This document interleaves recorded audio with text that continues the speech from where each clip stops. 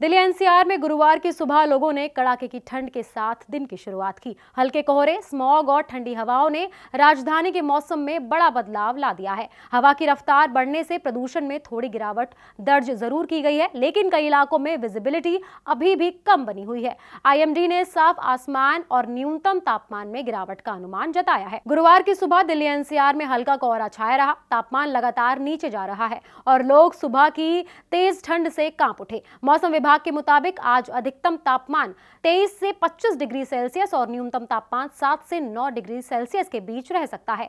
हवा उत्तर पश्चिम दिशा से 5 से 10 किलोमीटर प्रति घंटा की रफ्तार से चल रही है, जिसकी वजह से मौसम और ठंडा महसूस हो रहा है। दिल्ली के north, south, west, central, east और शाहदरा में सुबह हल्का कोहरा छाया रहा। वहीं नोएडा, गाजियाबाद, गुरुग्राम और फरीदाबाद में धुंध की पतली परत से विजिबिलिटी थोड़ी कम दिखी। हवा की स्पीड बढ़ने से आज प्रदूषण में थोड़ा सुधार जरूर हुआ है, लेकिन वायु गुणवत्ता अभी भी खराब कैटेगरी से बाहर नहीं निकली है। सीपीसीबी के डेटा के मुताबिक सुबह 6 बजे दिल्ली का AQI औसतन 300 के ऊपर दर्ज किया गया। जहांगीरपुरी में AQI 338 रहा, जबकि विवेक विहार में 317, वजीरपुर में 320 दर्ज किया गया। दूसरी ओर आनंद विहार की हवा का स्तर 300 के आसपास रहा। चांदनी चौक में 305, आरके पुरम में 308 और पंजाबी बाग में 302 रिकॉर्ड किया गया। IIT दिल्ली इलाका बेहतर स्थिति में है, जहां AQI लगभग 210 के आसपास है। इंडिया गेट, कर्तव्य पथ, ITO और आनंद विहार जैसे इलाकों में सुबह घना कोहरा और स्मॉग छाया रहा, जिससे विजिबिलिटी काफी कम दिखाई दी और वाहन बेहद धीमी रफ्तार से चलते हुए दिखाई दिए।